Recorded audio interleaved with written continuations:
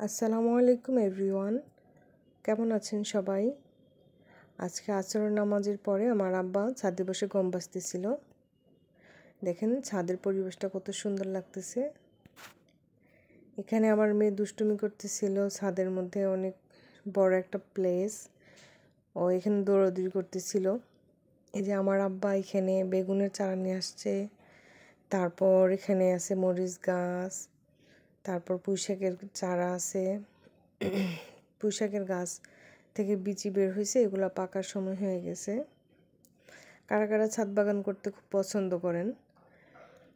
এখানে আবার মাটি রেডি করা আছে আরও অনেক গাছ লাগানোর জন্য। তো আমি বিকালবেলা প্রায় ছাদে আসি, আমার খুব ভালো লাগে এই বিকাল টাইমটা। 2টা চারা কিনে নিয়ে আসছে, 75 টাকা নিচে 2টা গাছ। আমার মেয়ে ধরে ধরে দেখতেছিল। দেখেন আশেপাশের পরিবেশটা কত সুন্দর। এরকম খোলামেলা গাছগাছালিপূর্ণ জায়গা আজকাল তো দেখাই যায় না। বিশাল বিশাল মাঠ আর গাছপালায় ভরা।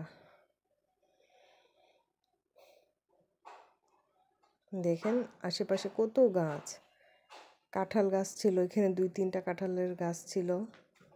তো আমি হেঁটে হেঁটে ছাদের ভিডিও করতেছিলাম, আশেপাশের ভিডিও করতেছিলাম। আর আমার মেয়ে শুধু ক্যামেরার সামনে এসে দুষ্টুমি করতেছে। দেখেন এটা হচ্ছে আমাদের বাসার সামনের গেটের অংশটা। সামনের দিকেও আরও অনেক খোলা মাঠ আর গাছপালায় ভরা।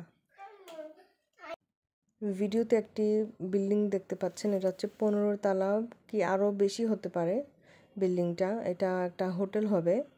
এখানে মনে হয় ফরেন বা বিভিন্ন ডিস্ট্রিক্টের মানুষজন এসে থাকতে পারবে, একদম এয়ারপোর্টের কাছে। আমাদের বাসাটা কিন্তু একদম এয়ারপোর্টের সাথেই। দেখেন আশেপাশের জায়গাগুলো কত সুন্দর। এরকম পরিবেশ কিন্তু আজকাল দেখাই যায় না। পাখিরা উঠতেছে, চতুর্দিকে শুধু সবুজ আর সবুজ, মাঠে ঘাটে ভরা আমাদের এই বাসার আশেপাশের জায়গাটা।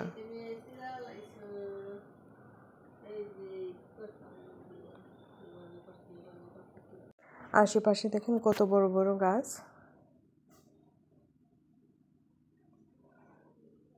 এই মাঠে অনেকে ব্যাডমিন্টনও খেলে, বাচ্চারা খেলাধুলা করে।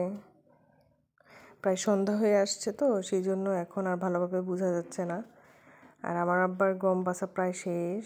এখানে প্রায় 15 কেজির মতো গম আছে, এগুলোকে ধুয়ে রোদে শুকানো হয়েছে। এই গমগুলোকে ভাঙানো হবে। আর আপনারা তো জানেনই গমের যে লাল আটাটা হয়, সেই আটা রুটিটা খাওয়া যে কতটা উপকার। সেই জন্য আমার আব্বা নিজেই গমগুলোকে ধুয়ে রোদে শুকাইছে। এখন বসে বসে বাছা প্রায় শেষ। ভিডিওটা এই পর্যন্তই। ভালো থাকবেন, সুস্থ থাকবেন। আল্লাহ হাফেজ।